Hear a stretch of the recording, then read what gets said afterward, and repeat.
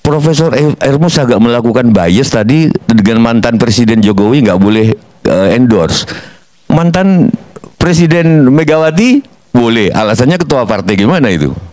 Lalu kalau Pak Jokowi itu bukan ketua partai. Nah, kalau dia memberi dukungan silahkan saja. Tapi akan lebih baik ketika Jokowi menempatkan dirinya sebagai guru bangsa. Halo, assalamualaikum warahmatullahi wabarakatuh. Jumpa kembali dengan Banyuwangi Official. Oke, selamat sore semuanya teman-teman ya. Jadi kali ini kita mau nonton. Ini lagi-lagi juga ada video tentang Pak Jokowi teman-teman ya. Dan untuk videonya kita bacakan dulu untuk judulnya. Saya menemukan video ini di platform sebelah, yaitu Fitnah Jokowi, Profesor Ikrar dipermalukan Sujiwotejo. Nah, bagaimana videonya? Mari kita siapkan dulu dan kita simak bareng-bareng teman-teman ya.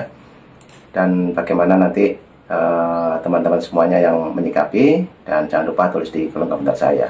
Oke, lanjut untuk videonya, kita play dulu. Let's go. Ya, saya ingin mengungkapkan ini begini Bang ya. Saya ini belajar ilmu politik tuh dari tahun 78 ya. Nih ya, EG tahu lah. Saya masuk UI itu tahun 78. Sampai sekarang itu sebagai student of political science and international relations, itu nggak ada itu dalam sejarah ya orang yang seperti Jokowi itu.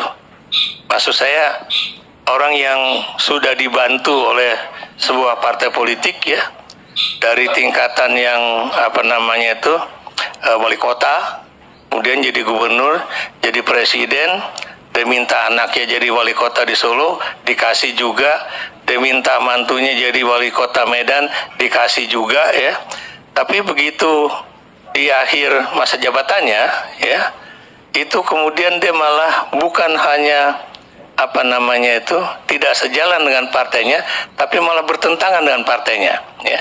Makanya saya bilang kasus Jokowi ini is very extraordinary ya. The only one maybe in the world ya, in the world. Oke. Mungkin disclaimer dulu, saya sekarang cucu sudah 3, anak 5. Ada pepatah Padang, teman Minang saya mengatakan bahwa kata orang Minang itu, orang yang punya anak itu hilang setengah akal, orang yang punya cucu hilang seluruh akalnya. Gitu. Ya. Nah, tanggapan saya ini tanggapan yang sudah orang yang hilang akalnya, karena semua pakai akal. Tetapi saya bangga karena Rumi pernah bilang, tangga menuju langit adalah kepalamu, maka letakkanlah kepalamu di bawah telapak kakimu. Rasio letakkan di bawah kaki. Oke, soal utang rasa saya nanti Pak Hermus juga saya tanggapi. Pak Ikrar, utang rasa, utang budi Pak Jokowi terhadap Bu Mega, bahkan dia satu-satunya presiden yang nggak bisa balas budi, didukung oleh Profesor Effendi Ghazali. Saya bukannya mau mendukung Jokowi, saya nggak ada urusan sama politik, karena siapapun presidennya saya nyari makan sendiri. Ketepukan nyari, nggak ada yang promosiin dalang, saya sendiri yang dalang, nggak ada presiden yang warrior generasi. Saya siapapun presidennya.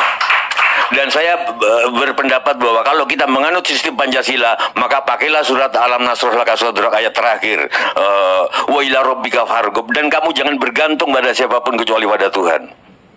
Saya tidak pernah berdoa agar Pak Karni ngundang saya supaya saya dapat duit. Saya cuma berdoa, Tuhan bahwa duitnya dari mana terserah kamu. Sore ini saya diundang, saya dapat duit. Saya nggak pernah tergantung. Baru cucu 3 udah bijak nih, apalagi cucu 6. Makanya. Nah, soal balas budi ternyata begini Pak Karni. Ini saya bukan menghibur Pak Jokowi ya. Sorry, saya nggak ada urusan sama Pak Jokowi, sama Bu Mega. Tapi orang yang dibudiin dan jadi, kemungkinan dia memang punya potensi untuk jadi. PDI bisa aja memilih wali kota manapun waktu itu. Mungkin karena kepentingan yang dibilang oleh saudara mamu Boni Argenda, bahwa dia personifikasi dari akar rumput. Setidaknya dicitrakan sebagai tukang kayu, carpenter, oke? Ada itunya Pak Ikra. Sehingga dalam logika kebalik, PDI juga utang budi ke Pak Jokowi. Sama. Saya tidak bisa mengatakan The Crazy Rich Prios Baroni utang budi sama keluarga Cendana. Caroni, mungkin kalau dia memang dibantu dulunya, tapi kalau dia nggak punya jiwa petarung juga nggak akan sampai begini. Begitu juga Surya Paloh, sehingga dapat Freeport, proyek dan lain Bambang Susatyo dibantu, kalau nggak salah dia pernah cerita oleh Agung Laksono, oleh Bakri, sehingga dia naik. Tapi kalau dia nggak punya jiwa itu nggak bisa. Sehingga kalau misalkan yang membantu itu mengungkit-ungkit, saatnya aku punya potensi memang. Bantuanmu adalah lantaran dari Tuhan yang diberikan, bukan karena satu-satunya, karena aku memang punya potensi. Dengan segala hormat kepada Bahlil, Bahlil itu susah waktu kecilnya, bahkan dihina-dina, kurang makan, jiwa petarungnya ada apapun, bukan soal dokternya ini. Jadi kalaupun dia dibantu oleh seseorang untuk naik, dia punya jiwa petarung itu.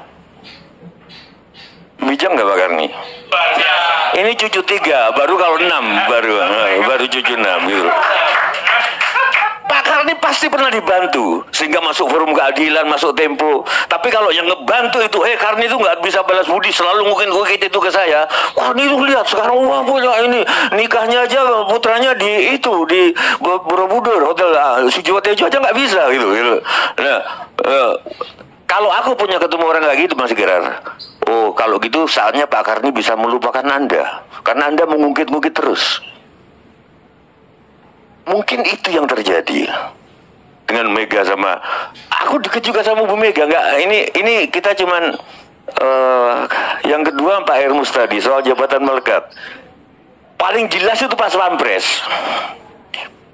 Pas Pampres nggak bisa dicontohkan dengan seseorang yang ketika misalkan datang ada Khalifah, ini lampu, kamu mau ngomong apa pribadi? Oke, lampu aku matiin karena yang biayain negara. Atau contoh Khalifah lain, ada bolpen ini punya negara, bolpen ini punya pribadi. Kamu punya masalah apa pribadi? Oke, tanda tangannya pakai yang ini karena ini bolpen pribadi, yang ini bolpen negara. Pas Pampres nggak bisa dimatiin. Walaupun ketika Pak Prabowo ngomong di depan Pak Lutfi sama Taci Yasin, tapi kayaknya dalam tekanan sih wajahnya itu. Kayaknya loh, sorry kalau salah. Tanpa lencana, tapi di sekitar itu ada pas Pampres. Aku nggak ngerti logika Pak Bagja, nggak bisa dipisahkan. Karena pas Pampres bukan kayak pena di Khalifah itu yang ada satu pena, satu terus lampu dimatiin misalnya. Dia nyala terus kalau enggak. Ingat gak waktu Pak Jokowi 2 periode Pak Hermus? Ada KPU membolehkan Pak Jokowi kampanye pakai mobil pesawat kepresidenan. Ingat gak? Periode kedua, kampanyenya boleh. Saya pertama marah dengar, tapi aku pikir-pikir, loh presiden ini kalau mati gimana gitu loh, kalau keamanannya gak ada. Makanya dia boleh pakai pesawat kepresidenan untuk kampanye dirinya. Ingat waktu itu. Jadi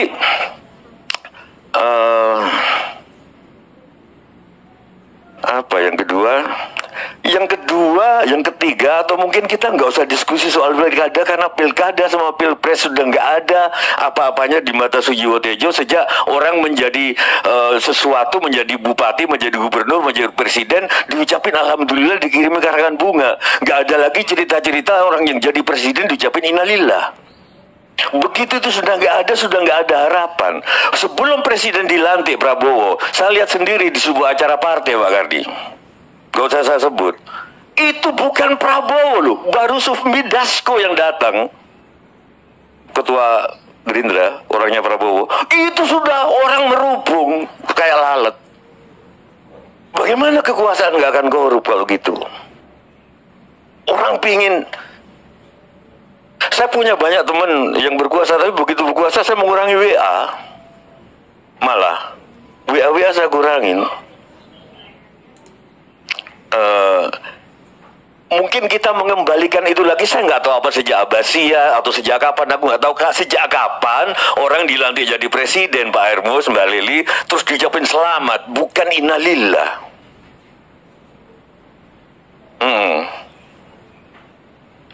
Sejak itu saya nggak terlalu menaruh harapan pada dunia politik Pak Karni. Apa ya, cucu udah. Yang terakhir saya baru dari seorang kiai di Jawa, di rumah kiai yang sangat sederhana ini, Profesor Ikra, Profesor Effendi Boni.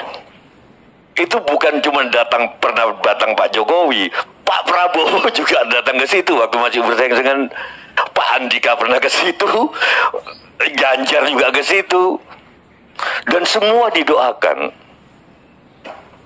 untuk jadi. Terus saya tanya kemarin, sebenarnya ketika berdoa untuk jadi itu doanya apa sih?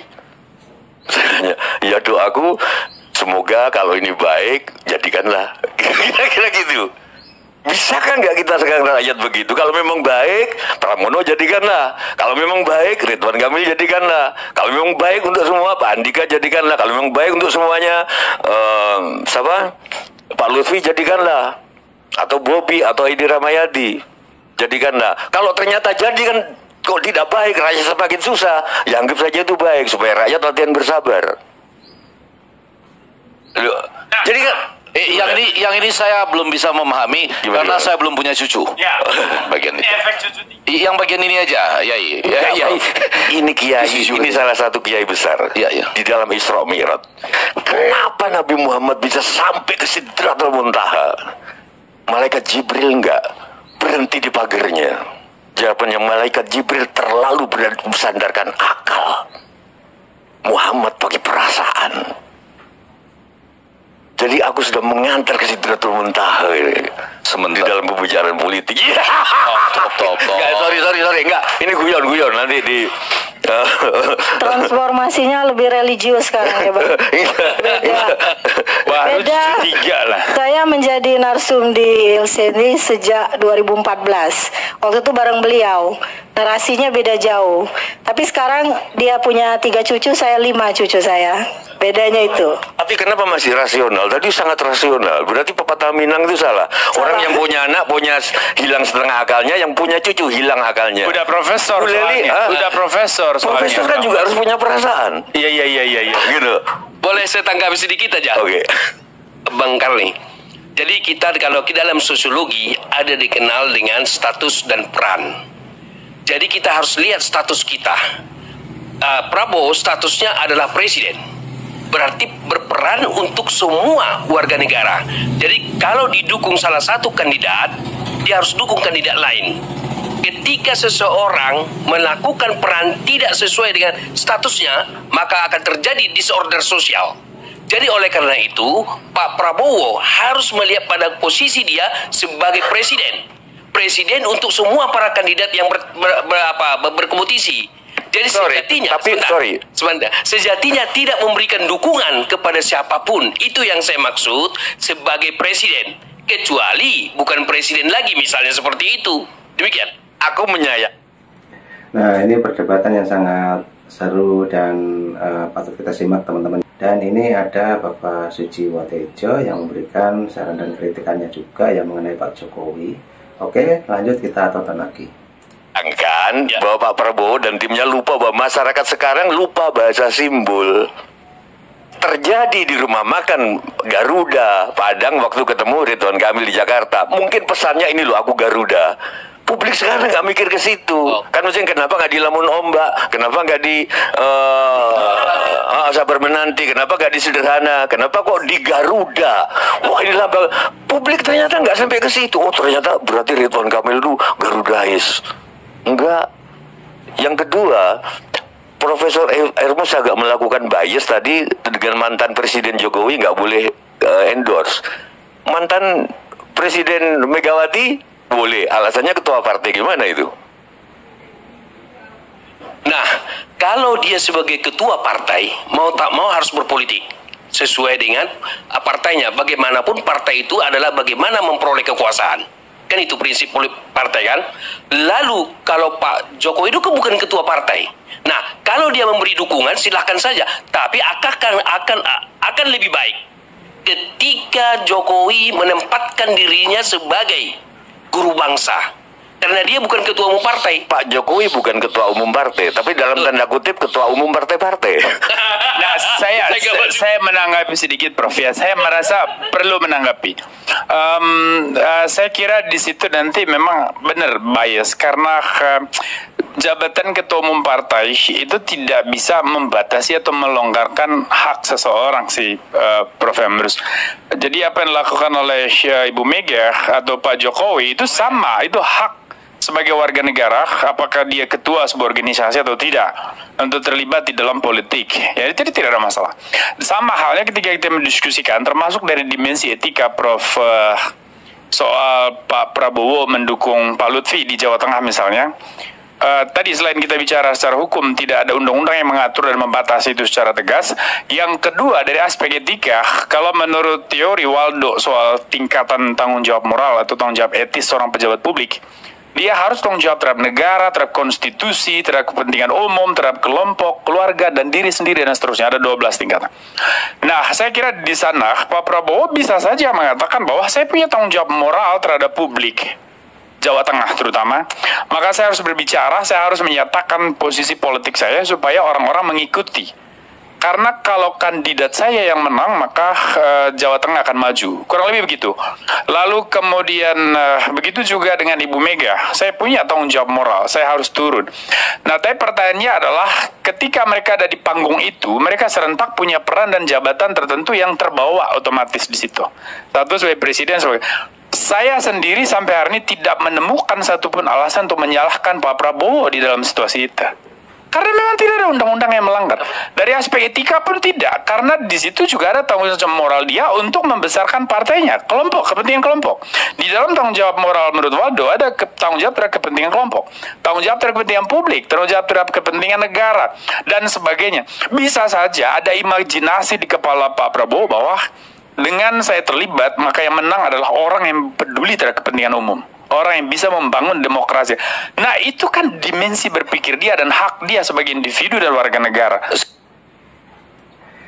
Nah, oke teman-teman, videonya sudah habis dan itu tadi kritikan dan saran dari Bapak Sujiwo Tejo, juga ada Bang Karneli Elias juga. Oke, jadi cukup itu dulu yang kita tonton untuk sore hari ini. Mungkin teman-teman yang menyikapi dari video mulai awal sampai yang terakhir ya, silahkan disimak. Juga nanti mungkin punya saran dan kritik dan pendapat lain, silahkan teman-teman tulis di kolom komentar saya. Oke teman-teman ya, jadi cukup itu dulu. Terima kasih semuanya, sehat selalu, salam buat keluarga, dan ambil hikmahnya untuk video ini. Dan nanti juga ada video lagi dari Banyuwangi Official. Oke, terima kasih. Assalamualaikum warahmatullahi wabarakatuh. Sampai jumpa. Thank you. Bye-bye.